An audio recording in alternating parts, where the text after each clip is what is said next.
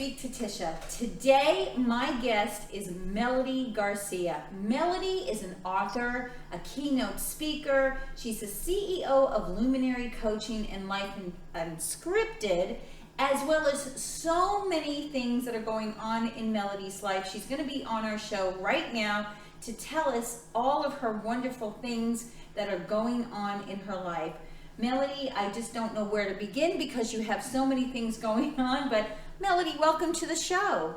Well, thank you so much for having me as a guest. I'm very honored to know about everything that's going on in your life. Oh, well, thank you. So, Melody, one of the things that I do want to bring up today is that you are a powerhouse of talent. And I know that you are the founder of One Night, One Voice, and I was really wanting to hear a little bit more about that. I mean, I know the story, but if you can kind of enlighten our guests as to how this came about, because it is a beautiful story. Yeah, so it became definitely the catalyst to everything that's unfolded, that continues to unfold, I should say, in my life today. I was born in the Philippines. I grew up in the Philippines. Unfortunately, in 1986, when I was still very young, my parents were huge humanitarians, philanthropists, very well known, very well-to-do as far as their own careers, right? Known in the city we grew up in, and they had this behavior and art for taking in relatives that were struggling, right, and also helping humanity. My father was a well-known doctor, and he used to just give his medical services for free for those families that were economically challenged. Because he had one statement that I remember him saying is, "Look, I took an oath to save people's lives and not bleed them dry." Wow. Now, considering my father was also the chief of staff of not one but two hospitals. Wow. So when people ask me, where do you get this drive from? I'm like, blame my parents. It was a norm. It wasn't one of those high expectations, but when you have role models, they were not perfect, but when you have that type of role model growing up, it kind of bleeds into the norm. Oh, so yeah. to make a long story short, we took on a relative who, unfortunately, when he was, when he had temporary employments of, different things, because he was trying to support his family that lived away from him at that time, he came across some corrupt information that was probably government related. Oh, wow. And as a result of that, he was kidnapped right in front of my mom's place of business and brutally murdered. Oh my gosh. And it would have been merciful if they just shot him, but no, it was like literally just, it's just, I can't even speak it on your show, but just, after 2 days of torture, he was brutally murdered. And now we had no idea what that information was, but then the death threat started coming our way. Because he stayed with us, we had no idea that our house was under surveillance, any of that. We lived in a private compound. To make things worse, it's just, all I remember is my sister and I, my younger sister and I, were pulled out of school. We were on lockdown, and one night, right, because we really had no idea what was happening. Other than there were, finally they said that we're not in a good situation. I had no idea at the depths of death threats that these people would actually show up at my mom's place of business and just play mind games. Yeah. And had pictures of me and my sister saying, we can do these things to your daughters. Now, any parent, any loving parent would do anything to save their, family. Absolutely. So, my last recollection was literally being woken up in the middle of the night by maids saying, "Be quiet," as they were packing everything in a suitcase frantically. And there was a white van waiting outside, and that's it. We disappeared in the middle of the night. Wow. And we resurfaced in the U.S. We've come here as tourists in the past, but this was different. We literally had to leave everything behind, lose everything. We went from a life of comfort to a life of struggle. Here I was, having my own beautiful bedroom and, about 4 maids, to all of a sudden I'm sleeping on the floor with not even a winter jacket in a relative's house. Yeah. And, sharing a bedroom with my mom and my sister, my mom having, formerly being in senior management and corporate, and also an entrepreneur, now having to sweep gas stations at 7-Eleven, working there with whatever the minimum wage was, $3 an hour to make ends meet. So huge transition, huge trauma. But all my mom said was, you know, remember the good, and we just have to keep moving forward. Wow, great words, great advice. Mm-hmm. My God. So now we fast forward, you know, I grow up, I get married, I get divorced. I mean, life happens. Mm-hmm. I'm doing very well in the corporate world. You know, I'm promoted into management levels and such. 2013, the Philippines now gets hit with a big hurricane called Typhoon Haiyan, which is actually stronger than the Hurricane Dorian that hit the Bahamas. Yeah. I mean, it's you know, Hurricane Haiyan or Typhoon Haiyan made landfall in the Philippines going about 195 miles to 200 miles per hour. Wow. So the loss of life was imminent, and it was much bigger, right? Mm-hmm. And what I say on the stage, because I speak about this, is it doesn't matter how long I've been gone from homeland. Right. Right? And I'm pretty much westernized in all my ways, because I grew up in the U.S. pretty much, is that there's still this little pinch of going, wait a minute, that's my home country. Of course, yes. And, you know, after all the, because media, international news media, with any natural huge disaster was there, you know, there was this prompting that said, stay away from that in internet news. Mm-hmm. I did. And following that prompting, I ended up seeing just this woman who was holding her 2 little children who had lost their lives because of the hurricane. And she couldn't bury them for even 3 days because of just the amount of like debris. She couldn't get help. She lost her husband, lost her home, and lost her children. And I'm seeing all of this like on the computer. Wow. Right? There was no censorship. And in that, something broke. Because all she said is like, you know, she had this look, and she basically said, how could God allow her to live? Yeah, yeah. And as a mother of 2 boys, you know, that just, it didn't just break my heart, it broke my soul. Mm. And this is where I was on my knees, and I say this a lot, of just crying, and unleashing the prayer that literally changed the trajectory of my life. And the prayer went, help me help them, and activate all the gifts you've given me to help me reach them. Amen. And the start of One Night, One Voice, because the next day I had an epiphany to now start a cabaret concert, because I sing as well. And this number 20 was just heavily pressed on me. Wow. And, you know, and I was like, oh, I guess I'm supposed to invite 20 people, right? 20 Mm-hmm. people. It turns out that this now becomes a series of miracles. Before I could even ask for anything, things were coming my way. That in 3 weeks, this becomes an overnight. Basically, I went from, I'm going to invite 20 people, right? Mm-hmm. To now preparing for a full-blown benefit concert within 3 weeks, because God took it in many different spaces. Right. I had a full lineup of performers for free, an auditorium that held 650 seats for free. Wow. Right? A nonprofit that partnered up for free. And here I was going, how am I supposed to find 650 people when I was only trying to invite 20, because that was the number impressed. There were so many miracles. Again, when you step into the purpose of your yes, and you surrender to heaven's will, mm-hmm. combined with a service, you know, heart-centered leader heart. Yeah. The biggest miracles started happening. One of them along the way was Pepsi stepping in to say, hey, we heard about you.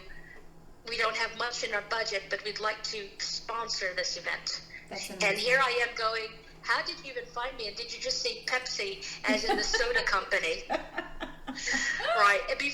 This literally becomes a full-blown benefit concert with 0 expenses, which is completely unheard of. Oh my goodness. And understand that this was put together in 3 weeks, and this was being held in December, the most expensive month you could ever book venues for. Mm-hmm. Everything was at no cost. Wow. That's a blessing. It is a blessing. I mean, like I said, you know, this is something that would take longer than your show. So I'm just trying to get to the main key point of this. I remember being in the green room, clearing everyone, and saying another prayer of going, this was not the scale that I had imagined it to be 3 weeks ago. But it was fueled by the fact that I was getting, you know, messages from people I don't even know saying, help us, we're starving. Yeah. Help us, we're dying. Help us, we can't find our loved ones. And I'm going, I became this vortex of, I always joke about this, be careful what you pray for. Exactly. because everything was activated. Yeah. Everything. Yeah. Every single gift. Oh my And I gosh. didn't sleep. I didn't sleep. And the reason why I had to share the story of my past is one of the biggest, I would say, healing process that came from this, right, was when I received a message from a CNN Hero of the Year recipient from the Philippines, because I happened to reach out to his foundation, wanting to borrow his quote on the event that's now called One Night, One Voice, explaining that I wanted to give 100% of whatever money was coming in to the grant. I had no sense of direction at that time, right?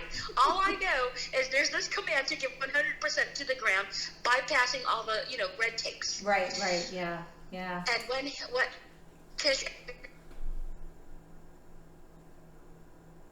Melody, are you there?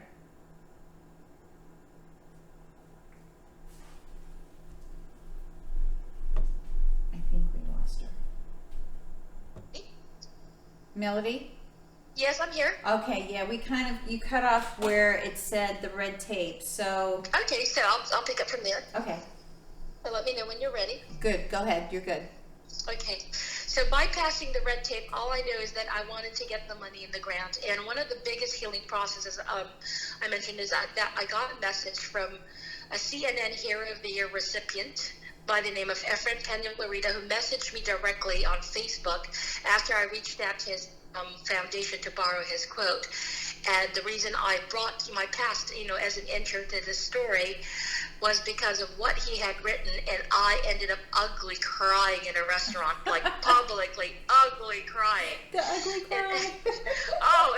It was shameful, right? Oh my goodness. But I couldn't help my emotions. In fact, my friends grabbed my phone thinking something was wrong, and these are the close friends that knew my story, right?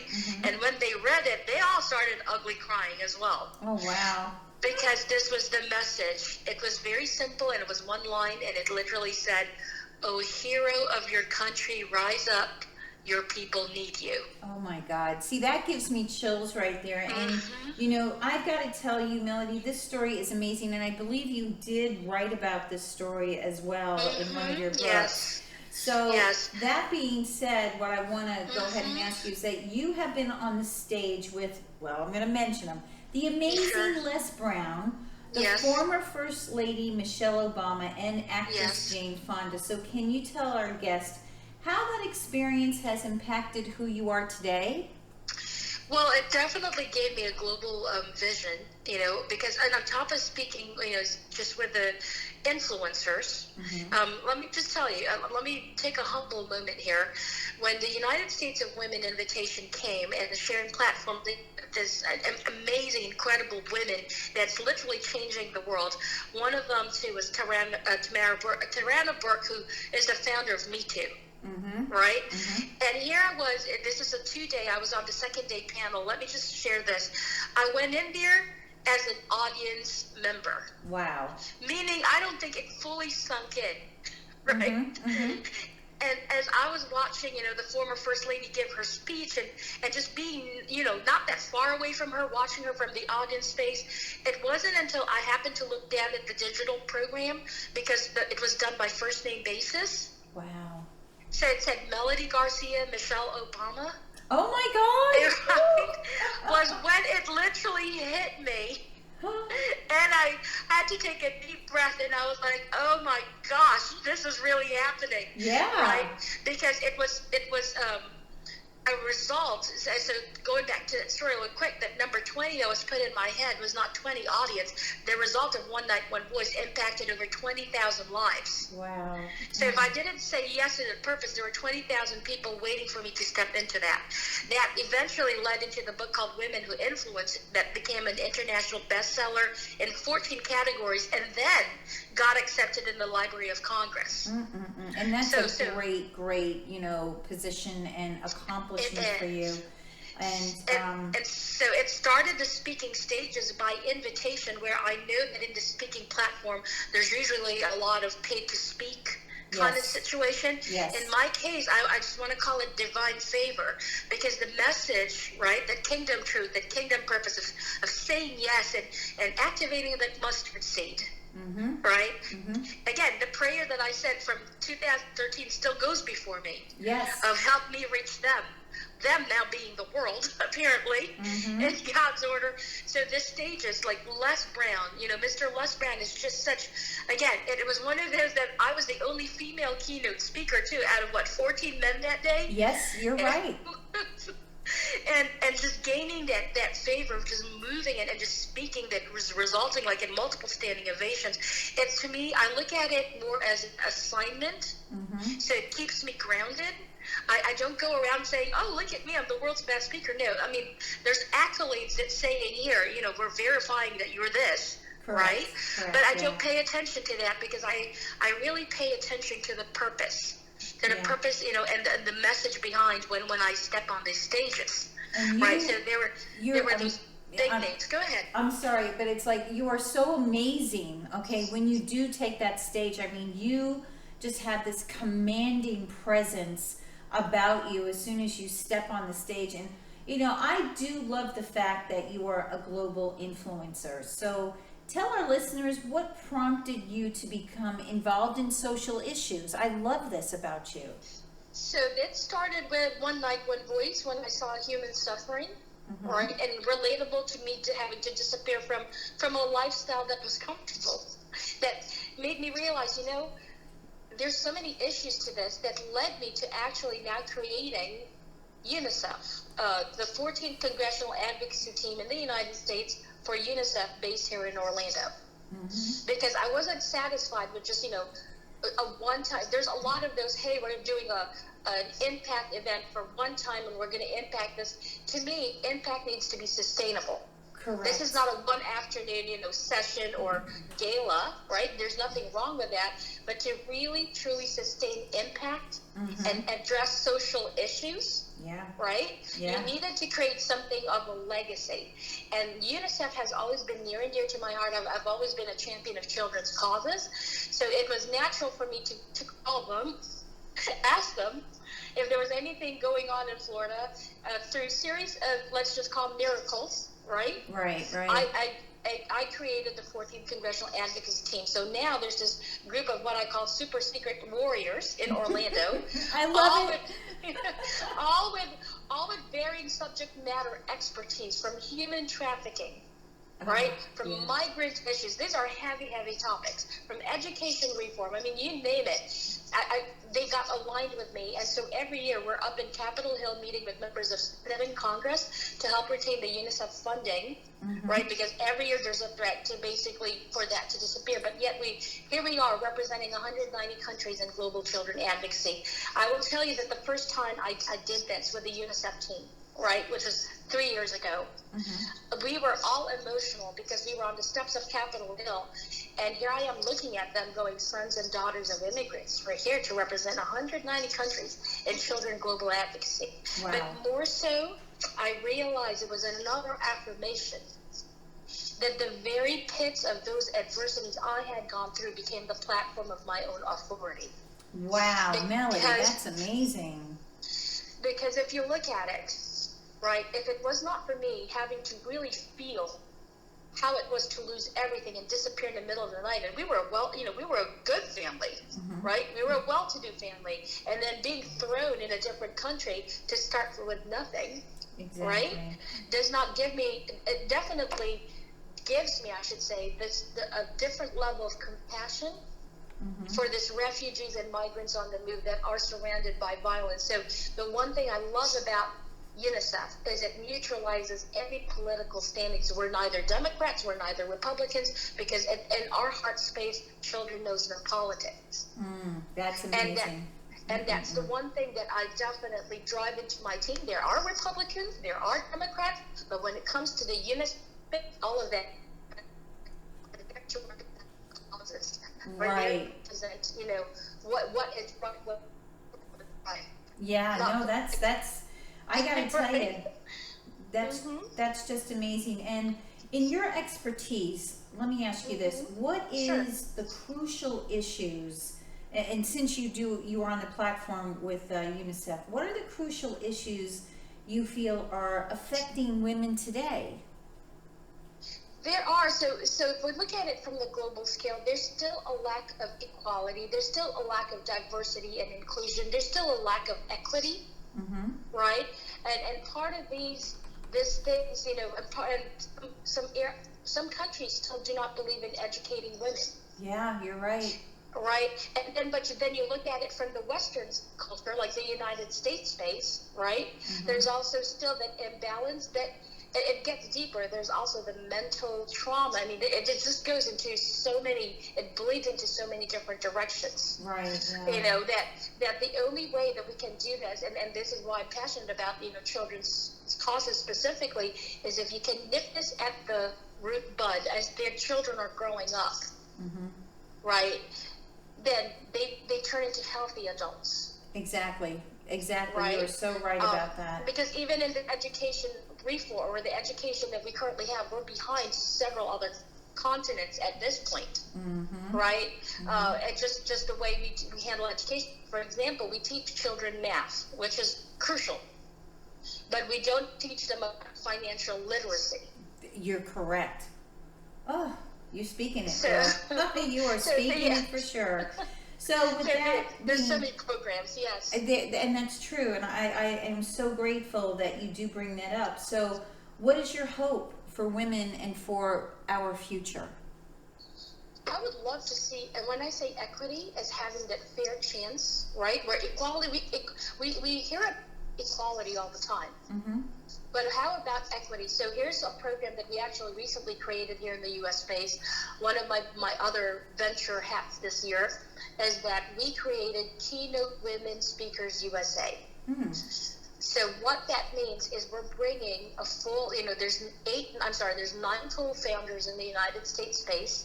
This started in Singapore, but it's literally building a directory of highly vetted female keynote speakers to share and empower their stories, because it's in that story share, like as a speaker that I do, and in public figure, it's in that authentic and transparent story shares, right, that really empowers the others. But we're also carefully vetting, because in my media work and in the speaking space, look, no one is spared from adversity, right? No one is spared from pain and suffering.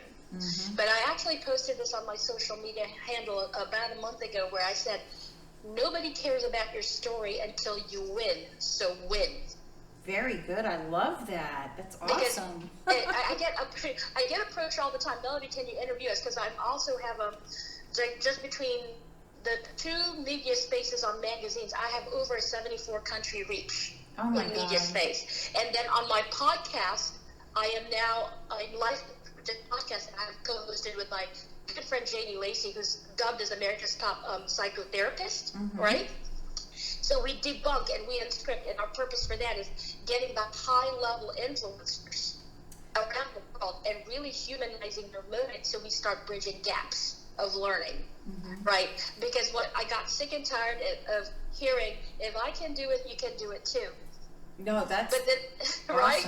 Yeah. Everybody's hearing this. If I can do it, you can do it too. No, the missing element in this is then you need to show them how you did it. What did you go through? Bingo. What was the deepest? Yeah. What is the deepest pain that became a catalyst to your purpose? We need to humanize you, because to the outside world, you're this very successful person and probably untouched by trauma. But when in reality, probably something deepest, even darker. And this is why you're at the position you are today. Oh my God. So these are the high level. I mean, some people like Steve Sims. I mean,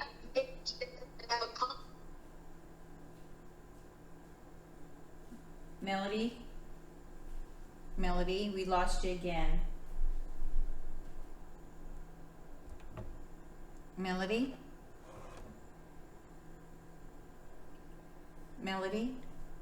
I'm here. Okay, all right. Sorry about that. We lost you again there. Where was the last one? So you were talking about the keynote speakers and how you have a story. Okay. So we'll scrub it from Keynote Women Speakers, right, is now forming it in the United States to build a very strong directory of highly vetted speakers. Awesome. And because one of the things I shared in my social media space is this: nobody cares about your story until you win, so win. Absolutely. That is such a great motivational saying that you put out there. And the other thing is, how can women become a powerful voice when it comes to social issues? And how do you think women today can help with this movement? So you need to speak your truth. Right. First of all, we need to get educated with what is going on in the world. I know that I hear this all the time. I don't like watching the news. But to me, it's not so much as watching the news or what station you watch. It's knowing what are the critical issues going on. Correct. Right, you have to be educated, so you have to remove that stigma from your own eyes of going, I'm not going to watch news. Well, if you don't, how are you going to find out what's going on in the world? You're right. And you have to, and these are for people that are wanting to take up social issues. You need to know what's happening in your own city and your own town. Unfortunately, like one of the biggest critical issues right now, for women and children, and even young boys, and young boys, human trafficking. Florida ranks the third highest in reported cause of human trafficking in the nation. Yeah, that's amazing. And I'm only aware of that just because I'm also connected with people that are fighting this, right? And on top of UNICEF, is first of all, let's speak our truth. And when I say speak our truth, I am talking about actual factual truths, not the drama of your life that you haven't healed from. Right. I've stepped into a few of this empowerment spaces that really did not offer value, because all they talked about again is the drama. And if I can do it, you can do it, because here's my business. No, that's not how you do it. Right. It's literally, I'm a big believer, collaboration over competition. Exactly. Diversity. So it goes back to keynote women speakers, and all these other global platforms that I'm representing. There has to be diversity, like true diversity, not just two ethnic races diversity. Because if you do not have those representations in your community, whether it's your neighborhood watch, it doesn't matter, right? When you form a team, you have to have diversity. You have to have inclusion, because when you're limited in that space, you're missing out on valuable information and knowledge. Right. You are so right with that, Melody. I mean, you come across and bring forth just a beautiful message. I am so inspired by you, and I do love you tremendously, because you have a great voice and platform when it comes to the social issues in women. And what I would like for you to expand is, what are the next engagements? Tell our listeners where they can find you, what events are coming up, etc. Because I want people to go see Melody Garcia. Yeah. Oh, thank you. Well, the next few events are actually going to take me in international spaces. So if you happen to be there, please come I'll join fly. me. Yes, please do, because this would be beautiful. So the next one is actually going to be taking place in Dubai in November. So I'll be leaving a few days before that. I was invited to again represent the United States on an Independent Women's Summit platform in Dubai. So I'm speaking there, representing the U.S. After that, I'm actually headed to India with a private meeting. There was 8 of us selected, so I'll be sharing that after the meeting commences, because I can't disclose any information. There's talks about Denmark. There's a lot. However, locally, how you can, because I get this request all the time. For those of you that are willing to be coached by somebody like me on really, maximizing your calling and your truth, and even your purpose, no matter whether it's a personal development or any of that, you can reach me. You can go to my website, melodygarcia.org, O-R-G, right? Melody Garcia, it's M-E-L-O-D-Y, Garcia.org, or you can email me at melodygarciavip@gmail.com, because the one thing that I do love, and this is where basically the bread and butter comes in addition to the other 10 million things I'm doing, right, is that I really specialize on one-on-one coaching. There's been a request for a group, but I think I find my niche and power in doing one-on-one coachings, right? High-level one-on-one coachings, because I'm one of the very few certified coaches for psychoneuroactualization, actually by Dr. Steve Maraboli, who's the top behavioral scientist in the world and the #1 most quoted man alive. Yeah. Highly endorsed by the Pope. I mean, you name it, his credentials are out of this rocket. And here's the other thing, going back to how do women speak, to stand up for social issues? How do they rise from this? Here's one thing that my mentors have taught me, and that I'm sure is not strange to you, right? Is this 5 average the 5 people who surrounds you the most is the average of who you are. Correct. And it's a bitter pill to swallow when you look at it, right? If you're wanting to elevate your lifestyle, who are you learning from? Who are you hearing from? Yeah. So if you want to be a millionaire, is your life surrounded by at least 5 millionaires you're learning from? If it's not, then you can't get there. Right? Correct. So the same thing with social, economic, or social issues. Like Steve Maraboli is a 3-time United Nations winner for his own philanthropy. Last year alone, the man opened 40 schools in Africa. Oh my goodness, that is and amazing. Here I'm going, how did you even do that? And yet I'm learning from him. And he self-funds, where most of his wealth goes, he self-funds 40 charity organizations on his own. Oh, wow. Around the world. And then there's more, to that. But when these are the people I'm learning from. That's amazing. Right? It opens up a different view. You are so fortunate to be surrounded by, as they call it, the sphere of influence. And Melody, I'm so happy that you have joined us on the show. I definitely want you back because I want to hear more about what's happening in the future with your speaking, with everything that's going on, because you are an amazing soul, a beautiful person, and I just want to thank you so much for coming on the show. So we're going to put everything in our page to where people can find you. And Melanie, thank you so much for coming on the show today. Yeah, it's definitely an honor, and I'd love to meet any of your audience mates and you. Let's have coffee. Yes, definitely. Great, Melody. Thank you again. You're welcome.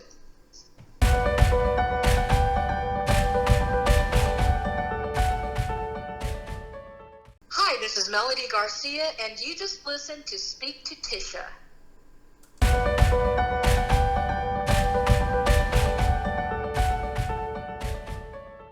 This segment is sponsored by Global Resources Organization, where innovation meets possibility.